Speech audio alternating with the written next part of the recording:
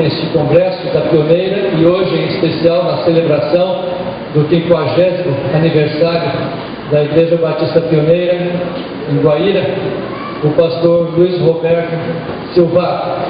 Pastor Luiz Roberto já é nosso amigo de longa data. Somos contemporâneos no seminário. Não vou dizer quando foi, para não ficar chato, né? Deixa assim.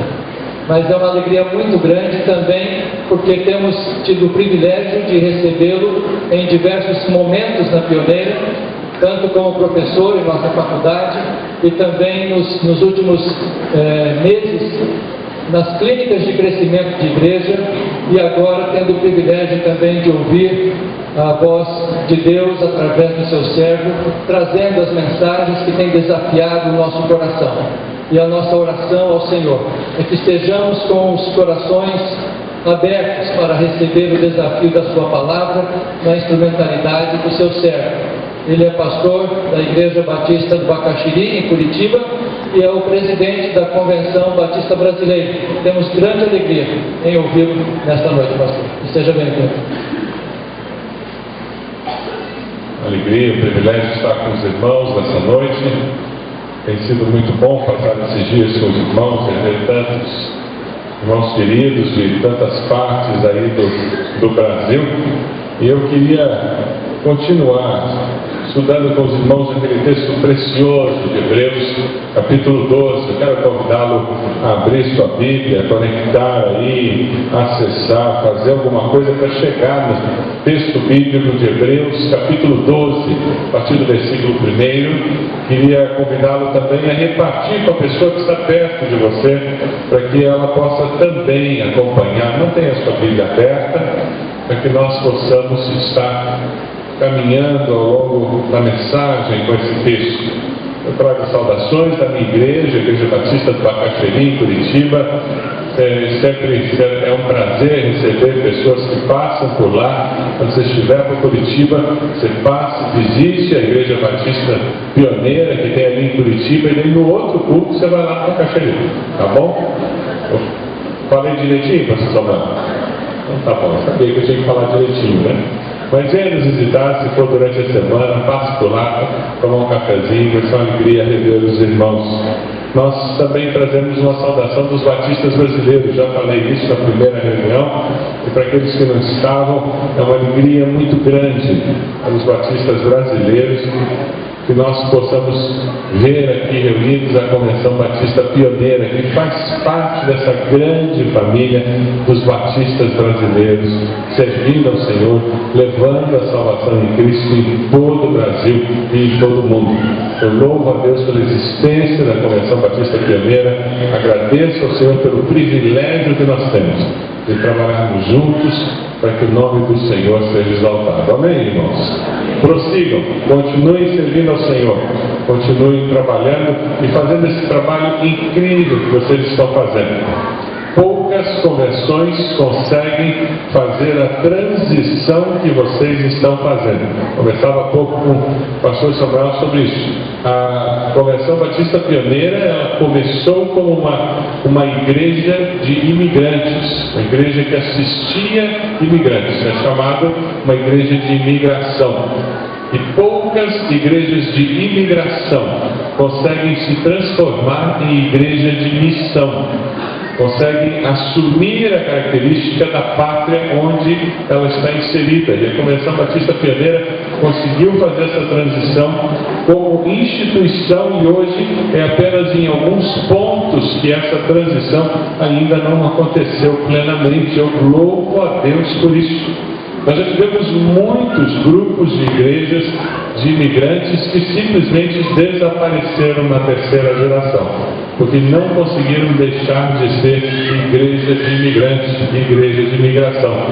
E o grande segredo para não desaparecer é isso, é se transformar numa igreja de missão, porque é a grande comissão de Jesus que nos dá razão para a existência, e não a preservação de cultura, de língua que dá razão de existência para uma igreja, para uma denominação.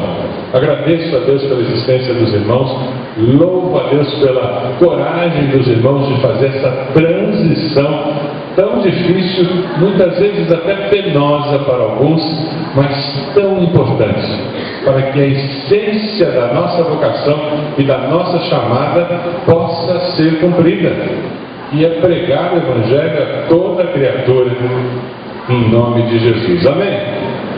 Que Deus abençoe os irmãos, prossigam, contem conosco, nós oramos para que Deus continue dando a vitória, porque a vitória é quem está disposto a crescer e a experimentar novos tempos.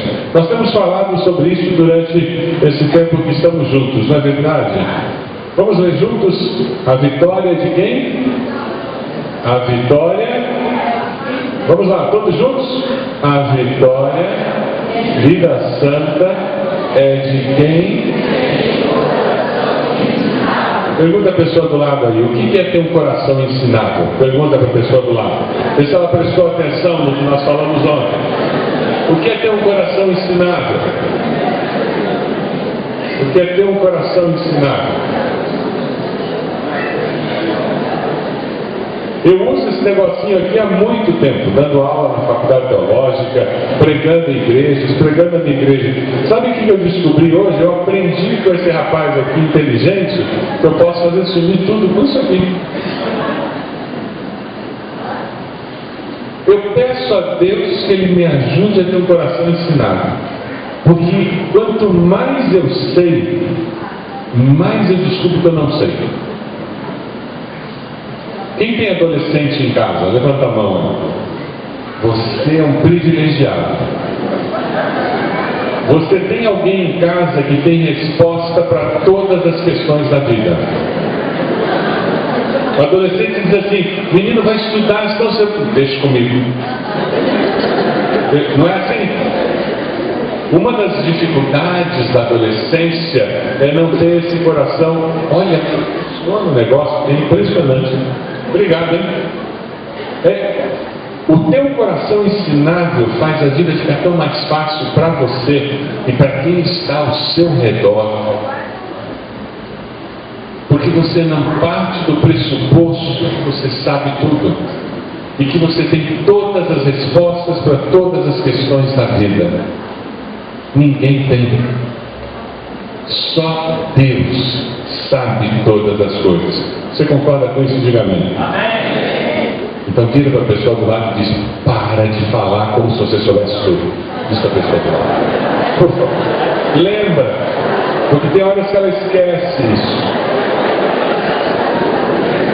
Nós falamos também que para ter vitória, a vitória, essa vida de santificação, essa vida que agrada a Deus, é de quem abandona o que atrapalha e faz o que glorifica a Deus. Lembra o que a gente fez hoje para ilustrar essa dificuldade, desses pesos, essas coisas que nos impedem de correr a vida cristã, de viver a vida cristã? O que a gente fez hoje?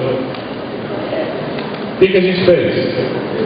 Vocês deram os braços para quem estava aí e tentavam correr com alguém segurando você, né? Nós passamos pela vida carregando pesos, fardos, que não precisa mais. E que gostoso ser quando tantos vieram à frente, depositando esses fardos aos pés da cruz. Porque Jesus já levou todos os nossos fardos. Aleluia! Eu não preciso passar pela vida carregando meus fardos. Jesus já levou. A vitória é de quem abandona o pecado e busca a santificação. Não é simplesmente abandonar o pecado. Eu abandono o pecado, eu deixo os pesos para trás, mas eu tenho um propósito na vida. Eu tenho uma razão para viver. Eu quero ser santo porque o meu Deus é. Eu sei que eu tenho crido, eu tenho uma meta, eu tenho um propósito. Eu busco uma vida santa, eu persevero sendo fiel, porque o meu Deus é fiel. É por isso que eu uso essa chave da santificação para poder experimentar a plenitude da vida cristã. Porque se eu não buscar santificação, eu não verei a Deus. Não tem como viver a vida cristã sem ter isso como uma perspectiva de vida. Para fechar essa recapitulação, eu queria que você pegasse uma caneta. Pega uma caneta aí na sua bolsa, pega uma caneta aí emprestada da pessoa do lado. Todo mundo vai precisar de uma caneta. Descobre um pedaço de papel. Se você não achou um pedaço de papel, rasga um pedaço de papel que está na mão da pessoa do lado. Em algum lugar você vai ter que escrever alguma coisa que eu vou pedir. Primeira coisa que eu vou pedir para você escrever. Eu quero que você escreva quem faz parte da sua nuvem de testemunhos. Pelo menos um nome. Quem faz parte da sua nuvem de testemunhas? Escreva, porque senão você vai esquecer. Eu vou precisar disso daqui a pouco. Então, por favor, escreve aí. Se você não tem caneta, você daqui a pouco vai emprestar a caneta da pessoa do lado e você vai escrever com a caneta dela. Pelo menos um nome ou 2 nomes. Quem faz parte da sua nuvem de testemunhas. Pessoas que são uma inspiração para você. Pessoas que você conhece, que aquecem o seu coração quando você se lembra delas. Pessoas que fazem com que você queira viver mais perto de Deus. Escreveu aí 1 ou 2 nomes? Emprestou a caneta da pessoa do lado para poder escrever? Vamos lá, todo mundo. Escreveu? Sabe o que é mais frustrante para quem está falando aqui na frente? É quando a gente diz assim: agora você fala com a pessoa do lado. Todo mundo, fala com a pessoa do lado. Dá a impressão que eu tenho um auditório de plantas e não de seres humanos. Meu querido, minha querida, por favor, colabore, creia. Não é por acaso que eu estou pedindo para você escrever esse nome. Não é porque eu tenho implicância com você. Eu estou pedindo para você fazer alguma coisa. Seja um pouco submisso. Alguém que foi colocado por Deus aqui para falar o seu coração. E aceite liderança de alguém na sua vida nesse momento. É possível. Então faça isso. Se você está vendo alguém parado do seu lado que não sabe o que fazer, ajude essa pessoa. Entregue um pedaço de papel. Peça para ela escrever alguma coisa. Se ela não sabe escrever, escreva para ela. Escreva esse nome, 1 ou 2 nomes agora. A segunda pergunta: o que atrapalha a minha vida cristã? Qual é o peso que me impede de ter vitória na vida cristã? O que me atrapalha de ser um crente melhor? Vamos lá. O que me atrapalha na vida cristã? Por que eu não sou aquele crente que eu sei que eu deveria ser? O que me impede de crescer espiritualmente? Todos nós, inclusive pastor, poderia estar vivendo melhor na vida cristã, não é verdade? Todos nós temos alguma coisa que poderia ser diferente na nossa vida.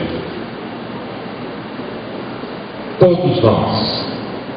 O que me atrapalha na minha vida cristã? Coloque aí no papel uma palavra ou 2. Uma palavra ou 2. Eu preciso orar mais. Eu preciso ler mais a Bíblia. O meu problema é o tempo que eu gasto no Facebook. O tempo que eu gasto vendo novela. É o fato de que eu não vou sempre na igreja. O que me atrapalha? É a minha falta de interesse por Deus. Coloca aí o que te atrapalha na vida cristã. Terceira pergunta: qual é o pecado na sua vida que precisa ser abandonado? Pecado é aquilo que nos afasta de Deus. Pecado é aquilo que destrói a minha comunhão com Deus. A Bíblia diz que os nossos pecados fazem separação entre nós e Deus. Qual é o pecado que precisa ser abandonado? Quando você terminar de escrever, dobra esse papel e guarda. Não deixa ninguém ver, não. Tá certo?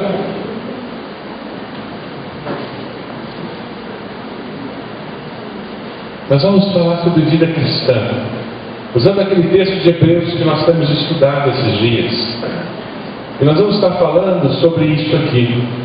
O que pode me dar forças para continuar? Para ser uma pessoa que obtenha vitória e persevera. Que vem à frente e deposita os fardos aos pés da cruz e não pega de volta. Senão amanhã a gente já está com os fardos tudo de volta. A gente já se enrolou tudo de novo. Como é que eu consigo ter vitória na vida cristã de uma forma regular? permanente. O texto de Hebreus nos fala sobre isso. Veja lá, Hebreus 12, de 1 a 4. Portanto, também nós, uma vez que estamos rodeados por tão grande nuvem de testemunhas, livremo-nos de tudo que nos atrapalha e do pecado que nos envolve, e corramos com perseverança a corrida que nos é proposta, tendo os olhos fitos em Jesus, autor e consumador da nossa fé. Ele, Jesus, pela alegria que lhe fora proposta, suportou a cruz, desprezando a vergonha, e assentou-se à direita do trono de Deus. Pensem bem naquele que suportou tal oposição dos pecadores contra si mesmo, para que vocês não se cansem nem desanimem. Na luta contra o pecado, vocês ainda não resistiram até o ponto de derramar o próprio sangue. Eu queria que você visse um vídeo que fala sobre essa dificuldade que nós enfrentamos todos os dias. A vida é cheia de mudanças. Ou eu estou sintonizado com Deus, ou eu vou afogar em tanta mudança que vem. Dê uma olhadinha. Companies that were in existence for 50, 60 years have disappeared off the face of the earth, outsourcing old ways and to become old habits. And their relationship Make bottom line look better. people that are stressed down there. Downsizing, white habits. How to get my arms around all this information. It seems like every day there's first. The environment, I think we have the freedom to do what they want. There is a lot more competition. Invest in people. Job security is the door. Keys to success are. It takes a lot more than just putting in a file. You go to Chances, construction schedules, and all the words about it. you're always suspicious. With technology advancement, you're operating really through the seat of your pants tap into that market. Corporations are fragmented. People come, people go, Big chances. I think that the global market's getting much smaller, much more intertwined. So everything that we look at has some global connection. productively. The race that used to be won by the biggest is now going to be won by the fastest. Everything is changing. And not only is it changing, but it's changing at an accelerated rate. You have the challenge here, then you have the response that's equal to it. That equals success. Then you have a new challenge up here. The old successful patterns, processes, practices no longer work. Nothing fails like success. It requires an entirely new kind of response. What's the nature of the new challenge today? It's permanent whitewater. It's constant churning, changing environment. So it necessitates having a response that does not change. I love the analogy of a rowing crew on a beautiful lake that's quiet and placid to illustrate the difference between the nature of the leadership required today compared to the leadership that was required in the past. I mean, in the rowing crew, in a sense, the coxswain would sit in the back of the boat and essentially give out the orders, and the people would adapt, and he would adjust.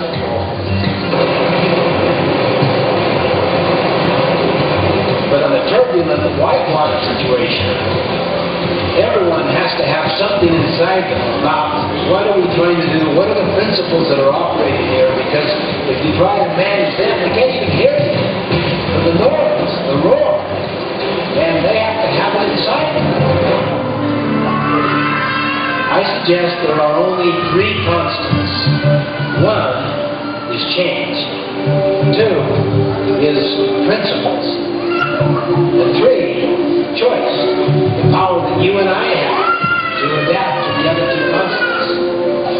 The greatest need we have in this whitewater world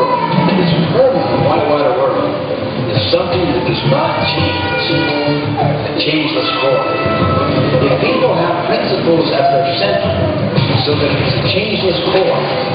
It gives them the capacity to deal with the dynamic changes that surround them. That's the whole concept, the nature of leadership today is that the more you can get people committed to a common vision, a common purpose, and a common set of principles, and they already have it inside them, then the leadership work has been done. And that's what the concept of principle-centered leadership is that you get principles into the heart and minds of people, and then into their culture. Then that begins to permeate and affect all other relationships. That's what has permanent strength and viability. So that it gives people at the center of an organization, and in the center of their hearts and souls, a sense of direction. Esse é um vídeo que não é evangélico. E é impressionante eles falando sobre a necessidade de princípios, falando sobre a necessidade de um núcleo sem mudança. E nos alertando, as mudanças, elas acontecem, é impossível evitar. Nós temos falado sobre isso esses dias. Quem é o nosso núcleo imutável? É Jesus. É de lá que vem a nossa segurança. De onde vêm os princípios que nos dão um senso de direção? A palavra de Deus. E são princípios eternos para a nossa vida. É interessante porque a vida santa, a vida de vitória, é de quem consegue manter o foco nesse núcleo imutável, na pessoa de Jesus. Não é isso que o escritor de Hebreus está nos falando? Vamos ler juntos? Tendo os olhos fitos em Jesus, autor. Vamos ler de novo? Tendo os olhos fitos em Jesus, autor e consumador da nossa fé. A única forma de nós perseverarmos e termos vitória na vida cristã é mantermos os nossos olhos fixos em Jesus. Essa igreja completou 50 anos porque de alguma forma o grupo que aqui permaneceu conseguiu manter um propósito claro e definido e manteve Jesus como o foco da existência dessa igreja. Senão já teria acabado. Ela deixaria de existir.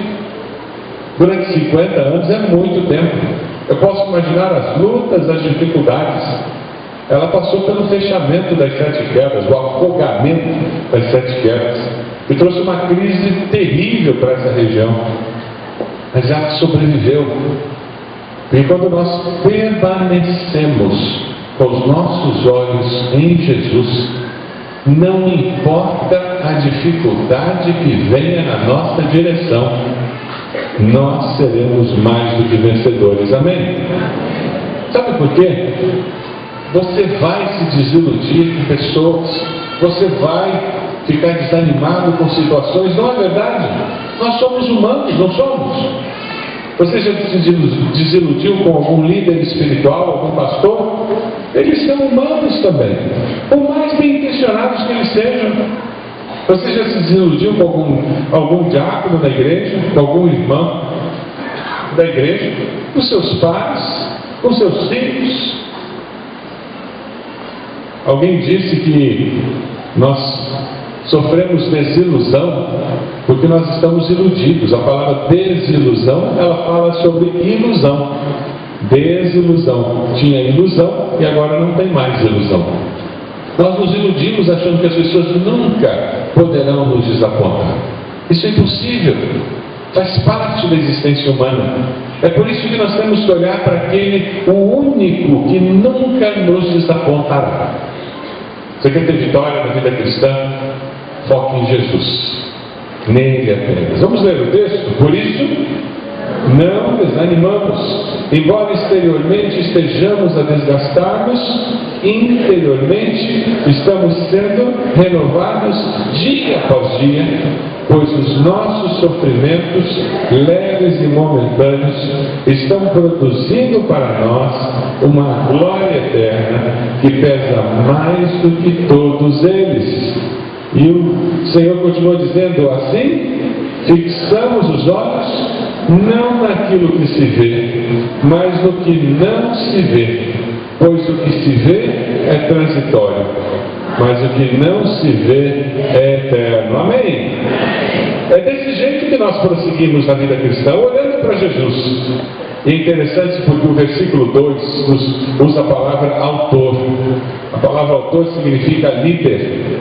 Jesus é o nosso líder, o nosso grande líder. Ele está sempre adiante de nós. Ele tomou as providências para que eu e você tivéssemos vida e vida eterna. Romanos 5, 6 a 8 diz: de fato, no devido tempo, quando ainda éramos fracos, Cristo morreu pelos ímpios. Dificilmente alguém que morra por um justo e mora pelo homem bom, talvez alguém tenha coragem de morrer. Mas Deus demonstra seu amor por nós. Cristo morreu em nosso favor quando ainda éramos pecadores. O versículo Deus continua falando que Ele é o consumador. O significado dessa palavra é que Ele nos conduzirá até o final. Ele sabe o caminho, Ele conhece o caminho para a vida eterna, Ele esteve lá e voltou, e Ele nos conduzirá. Porque ninguém vem ao Pai senão por mim, disse Jesus. É por isso que diariamente eu preciso ter os meus olhos fitos em Jesus. Você tem gasto tempo com Jesus? É por isso que nós falamos tanto em período devocional, em diariamente você separar um tempo para ler as Escrituras, para fazer suas orações. É por isso que nós temos falado sempre, e nós temos um momento em que paramos com todas as nossas atividades para buscar a Deus. É por isso que nós falamos tanto sobre a necessidade de estudar a Bíblia a sós e em conjunto com outros irmãos, porque nós precisamos mudar a nossa cosmovisão, a nossa percepção da vida, porque nós só vamos conseguir manter nossos olhos fixos em Jesus quando começarmos a ver a vida como um cristão verdadeiro e não como um pagão. A dificuldade é que muitos de nós aceitamos a Jesus um dia, viemos à frente, fizemos uma oração, entregamos nossa vida a Cristo, fizemos até um discipulado básico, nos preparando para o batismo, e paramos de crescer.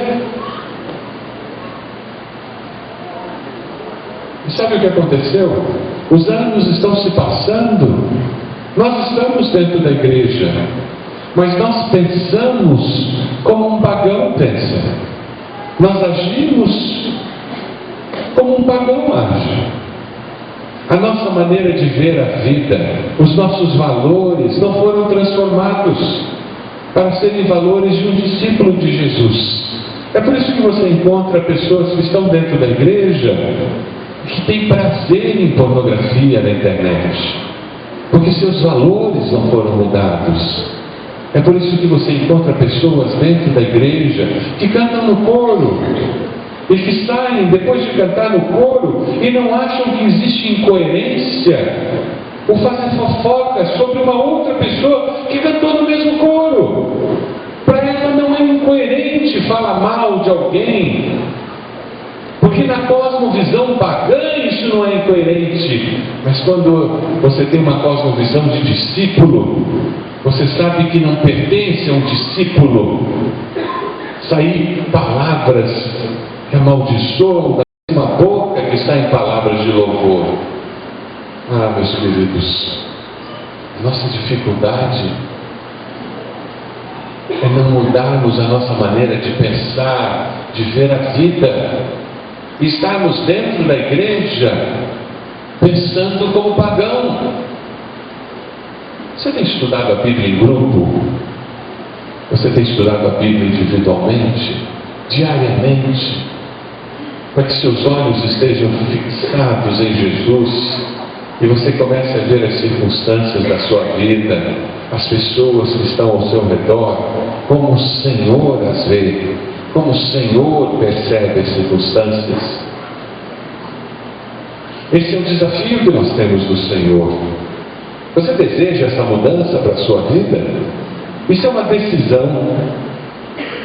E essa decisão começa a mudar toda a estrutura de pensamento, de ser, fazer, daquele que se decide para um discipulado cristão. É interessante porque a vida santa, a vida de vitória, É de alguém que foca em Jesus, na pessoa de Jesus, e por isso mantém o foco também na paixão de Jesus. Veja o versículo 2 do texto que nós lemos. Vamos ler juntos? Ele, Jesus, pela alegria que lhe fora proposta, suportou a cruz, desprezando a vergonha. Pensem bem naquele que suportou tal oposição dos pecadores contra si mesmo, para que vocês não se cansem nem desanimem. A paixão de Jesus era cumprir a vontade do Pai. Quando você muda a sua maneira de ver a vida, você não vive mais para você mesmo. Lembra que eu falei hoje cedo? Nós falávamos sobre morrer. Você perguntou para a pessoa do lado se ela já tinha morrido. Lembra disso? Não tem como viver a vida cristã sem morte, sem sermos crucificados com Cristo.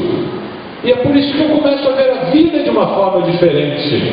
Ora, o Senhor Jesus, porque Ele via a vida de uma forma diferente, Ele chega lá no jardim do Getsemane, e mesmo sentindo toda a dor que Ele ia passar, Ele diz: Pai, se possível,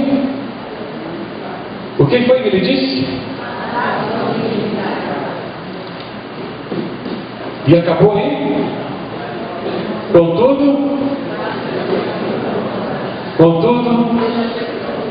seja feita a tua vontade.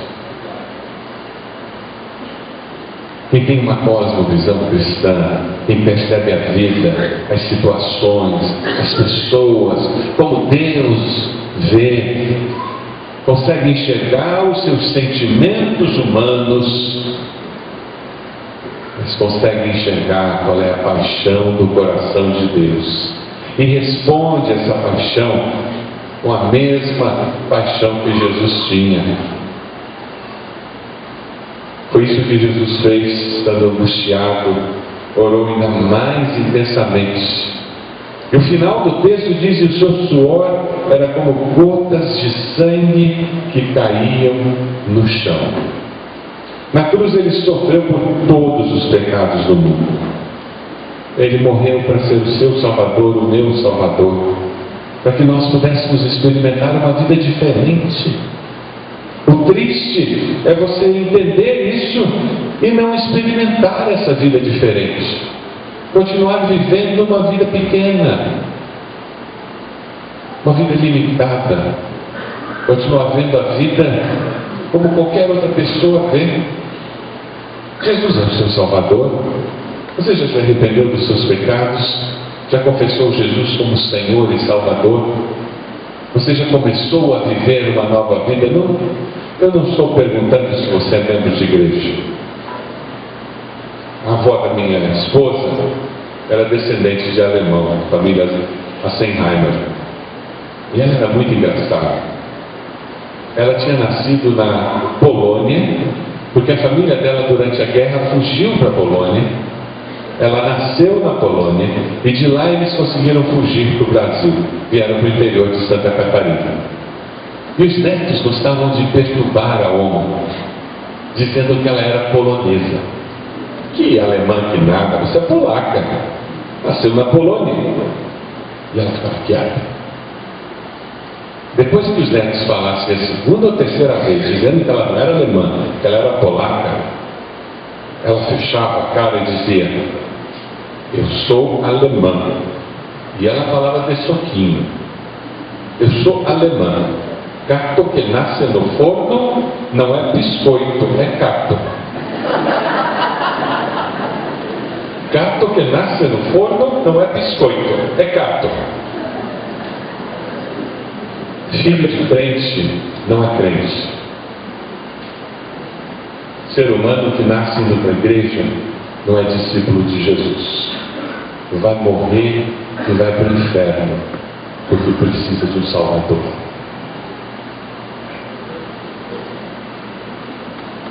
Uma das maiores tristezas do meu coração, como pastor, é parar no púlpito da minha igreja, ver aquela congregação no domingo de manhã, e imaginar que várias pessoas que estão ali todos os domingos não vão gozar da vida eterna. São simplesmente pessoas religiosas. mas nunca se arrependeram dos seus pecados, nunca foram lavados pelo sangue de Jesus. E por causa disso, nunca entrarão na eternidade com Deus. Deus não tem neto, Deus só tem filhos e filhas. O Evangelho é muito claro: sem arrependimento não há perdão de pecados. Por isso que Jesus morreu naquela cruz. A mensagem do Evangelho é muito clara. Se alguém quiser acompanhar-me, negue-se a si mesmo, tome diariamente a sua cruz e siga-me. Pois quem quiser salvar a sua vida perderá, mas quem perder a sua vida por minha causa, este a salvará. A única maneira de nós termos certeza de que de fato nós somos salvos é viver a vida cristã na sua plenitude. Pelos frutos é que você conhece quem de fato é do Senhor. Não é pelo nome no hall de membros da igreja, não é pelo serviço prestado. Existem muitas pessoas que nem creem em Deus e fazem coisas maravilhosas em organizações não governamentais por aí, como voluntários, não é verdade? Não precisa crer em Deus para ser uma pessoa boa, generosa. Mas precisa crer em Deus e ser lavado pelo sangue do Cordeiro para viver a vida cristã no poder do Espírito. Sabe, a palavra do Senhor nos fala que adianta o homem ganhar o mundo inteiro e perder ou destruir a si mesmo. Se alguém se envergonhar de mim e das minhas palavras, o Filho do Homem se envergonhará dele, quando vier em sua glória e na glória do Pai e dos santos homens. Você é uma pessoa que está focada em Jesus e tem aquele tipo de paixão que Jesus tinha por viver para Deus, fazer a vontade de Deus, cumprir o propósito de Deus na sua vida? Ou você vive para você mesmo, para fazer o que você quer, o que lhe interessa, usar seus bens, seus recursos como bem você deseja? Você faz o que você quer porque ninguém tem nada a ver com isso? Quem mudou a cosmovisão, quem enxerga a vida como Deus deseja que ela enxergue, é alguém que consegue enxergar o próximo de uma forma diferente, porque parou de viver uma vida egoísta. Vamos dar uma olhadinha no vídeo que nos mostra como a sociedade de hoje tem nos levado a viver uma vida muito egoísta, muito isolada.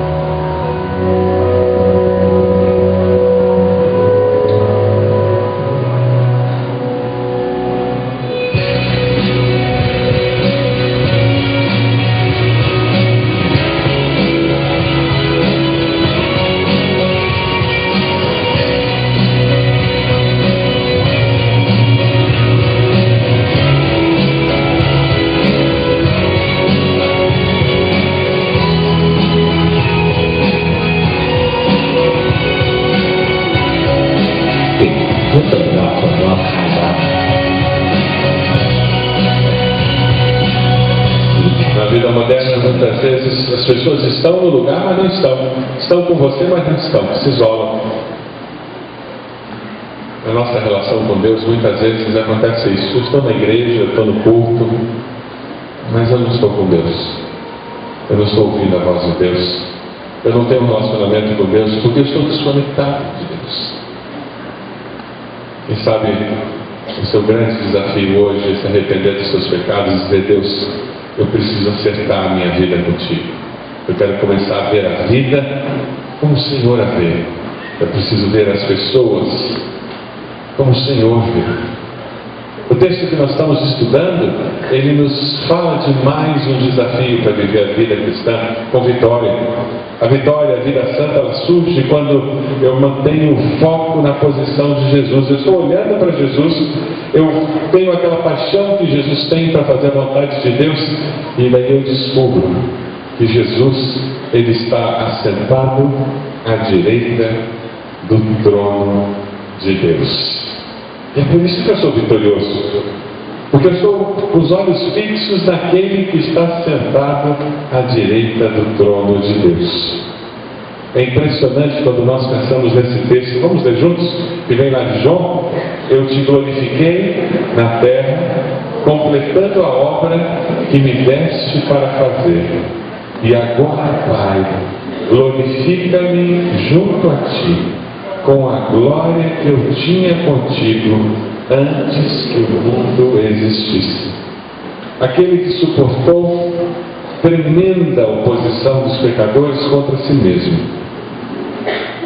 Ele fez isso por amor a mim e a você. E hoje ele está sentado ao lado do Pai. E sabe o que ele faz? Ele exerce um sacerdócio por nós. Não interessa como você chega a ele. Aqui tem muito lápis, né? Você já viu um lápis novo? Bonito, né? As crianças gostam de lápis colorido, então. Mas você já viu um lápis velho? Sabe aquele lápis que virou um cocô? E que a ponta dele está toda mordida? Sabe aquele lápis? Que você tem dificuldade de segurar? Agora, o lápis novo e aquele toquinho não cumprem o seu propósito? Muitas vezes, quando nós chegamos a Jesus, nós somos como aquele toquinho de lápis, todo mordido pela vida, todo machucado pelas circunstâncias. Mas Deus nos usa para cumprir o seu propósito. Porque o importante é que eu esteja disponível para fazer aquilo que Deus quer fazer com a minha vida. Por que isso? Porque Jesus está intercedendo por nós. E Ele vai capacitar você para ir além do que você imagina que você pode fazer. E talvez você diga: mas eu não sei, eu sou tão pequeno, eu estou todo mordido, eu tenho tantas marcas. Surpreenda-se. O que Jesus consegue fazer infinitamente mais do que você consegue imaginar. O que Ele pede de você é que você dê um passo na direção dEle. Só isso. Ouse confiar que com Ele é possível. Olhe para Jesus e diga: Senhor, eu quero caminhar olhando para o Senhor. Eu quero viver uma vida de santidade, porque eu quero ver a vida, ver as pessoas como o Senhor nos vê. Eu quero nascer de novo, eu quero ter uma nova vida. Eu quero ser perdoado dos meus pecados, e eu quero que o Senhor use a minha vida para fazer diferença. Dê uma olhadinha nesse vídeo que nos fala sobre essa necessidade de enfrentarmos aquilo que nos dá medo, aquilo que nos impede de experimentar a vitória.